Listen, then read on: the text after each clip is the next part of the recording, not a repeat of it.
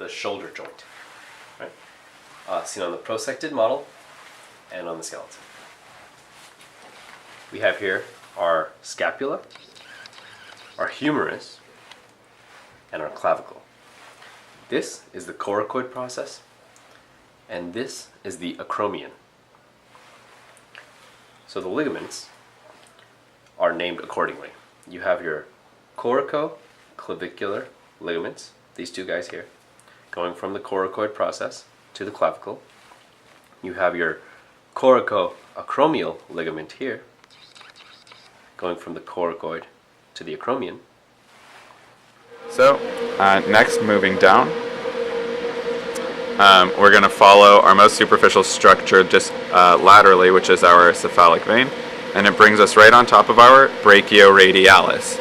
Our brachioradialis is always going to be our most lateral landmark. Just like the IT band was in the leg, our most lateral structure and an excellent landmark to orient ourselves during a lab practical. Now we have the brachioradialis, which can be tagged both from the posterior view that we're at now, as well as the anterior view if we were to flip over the arm, and as you would have seen in the anterior section of this video. Next, what we can pull out is two structures, specifically the radial artery as well as the radial nerve. Alright, so now we're going to do the innervation of the hand. We're going to start with the muscular innervation.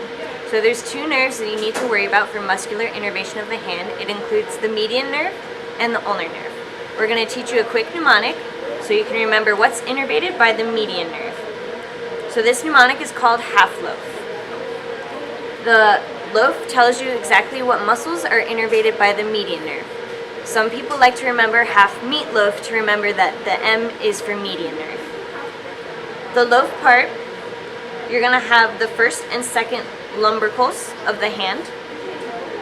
Next you have the opponens pollicis, the abductor pollicis brevis, and the flexor pollicis brevis. You notice that these are mostly thenar muscles right here. The OAF are thenar muscles. The only thenar muscle not innervated by the median nerve is the adductor pollicis, so the adductor. That is innervated by the ulnar nerve.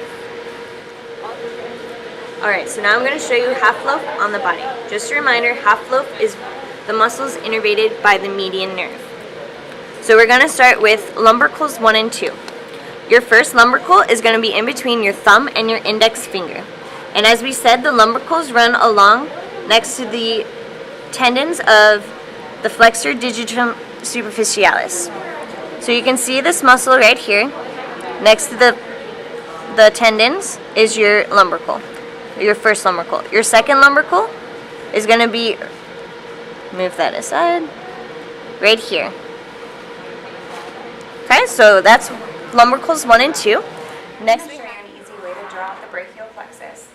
First, remember that we originate at nerve roots C5, C6, C7, C8, and T1. So first thing you'll do, 5 and 6 come together, 8 and 1 together, and then 7 in the middle is on its own. Next, you're going to draw 2 areas. So now we're going to start covering the brachial plexus.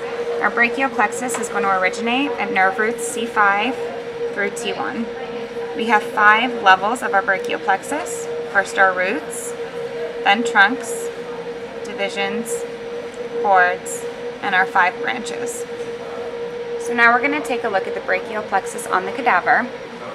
So just like we had our anterior and posterior divisions, this will give us an anterior layer to our brachial plexus and a posterior layer which will be sandwiched underneath the axillary artery right here.